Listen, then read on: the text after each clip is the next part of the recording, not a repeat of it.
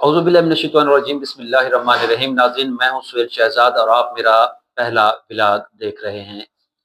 नाज़रीन, 27वीं आईनी तरमीम का डंका बज चुका है।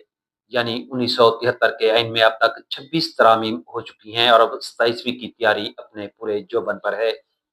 सोशल मीडिया की जिस साइट को भी ओपन करते हैं 27वीं ही 27वीं नज़र आती है। और बड़े-बड़े जो हम एंकर पर्सन कह सकते हैं, 27वीं आईनी तरमीम पर अपनी राय का इज़हार करते नज़र आते हैं। चलें मान लेते हैं कि ये तरमीम हो जाती है, तो ऐसे में सवाल ये बनता है, क्या गरीब के घर का चूल्हा जलने लगेगा? क्या रोज़मर्रा इस्तेमाल की अशिया सस्ती हो जाएँगी?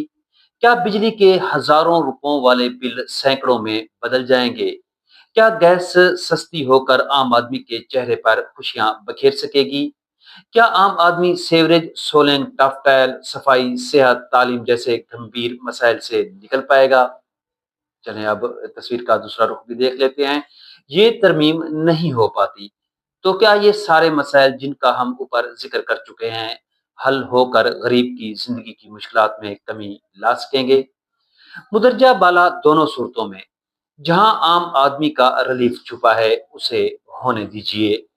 और अगर किसी भी एक सूरत में मफाद सिर्फ सियासी पंडितों का है, तफरीक सिर्फ यहाँ से वहाँ अख्तियारात की मुंतकली की है, दर्द सिर्फ तिजोरियों में आने वाले डॉलरों की कमी बेशी का है, तो खुदारा मुल्क के अजीज में बसने वाले आम लोग जो पहले ही मुश्किलात की चक्की में पिस पिस कर बदहाल हो चुके हैं, महंगाई ने उनका जीना दो भर कर दिया है।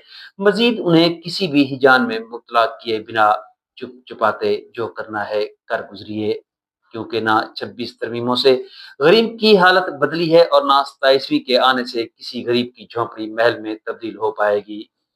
कुछ लोगों का ख्याल है कि इस तरमीम के आने के बाद पिछला सारा निज़ाम तबाह होकर रह जाएगा। तो सवाल ये है कि गुज़श्ता 50 सालों के निज़ाम ने गरीब को कितना रिलीफ दिया? इलेक्शन कमीशन का तरीक़ाकार तब्दील होगा। पहले कौन-सा इलेक्शन 100% फेयर हुआ? अदलिया के निज़ाम में गड़बड़ के इशारे भी दिए जा रहे हैं। हज़ारों माज़रतों के साथ वर्ल्ड जस्टिस प्रोजेक्ट की 2024 रूल ऑफ लॉ इंडेक्स के मुताबिक पाकिस्तान को 142 ममालिक की फहरिस्त में 129वां नंबर हासिल है। तो जनाब, आप किस कानून की बात करते हैं? रहने दें। तालीम और सेहत वफाक के पास जाने की बातें हो रही हैं। क्या सरकारी इदारे निजी तहवील में जाने से बच जाएंगे? क्या अस्पताल फिरोख्त होने से बच जाएंगे? ओ भाई, जो भी हो, गरीब के लिए तालीम और सेहत मुफ्त कर दें। नए सूबे बनने की बात हो रही है। मेरा ज़ाती ख़्याल ये है कि वफ़ाक की मज़बूती के लिए इससे बेहतर कोई इक़दाम हो नहीं सकता कि एक पंजाब जीतने वाले मुल्क पर अपनी मुकम्मल इजारादारी कायम कर लेते हैं। और आम आदमी तो ये समझता है कि इस तरमीम की सबसे अच्छी और बेहतरीन बात यही है कि नए सूबे जल्द अज़ जल्द बना लिए जाएँ, जिससे यकीनन ताकत का तवाज़ुन एक हाथ में रहने की बजाय तक़सीम होकर रह जाएगा। फिर आइन की शिक्ल 243 में तब्दीली की बातें हो रही हैं।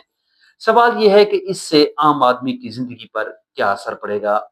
शायद कुछ भी नहीं। यकीन जानिए, इस सारी बहस से आम आदमी को, गरीब को कोई सरोकार नहीं। सरोकार है तो सिर्फ ये कि बस बिजली, गैस, पेट्रोल, आटा, चीनी, सब्जी, दाल, गोश्त सस्ता कर दें, क्योंकि इन्हीं चीज़ों के सस्ता होने में गरीब का रिलीफ है, ना कि किसी आईनी तरमीम में। फिर चाहे 27वीं आईनी तरमीम करें या सवीं आईनी तरमीम, किसी का कुछ नहीं बिगड़ने वाला। रहे नाम अल्लाह का कि बाकी सब फ़ानी है।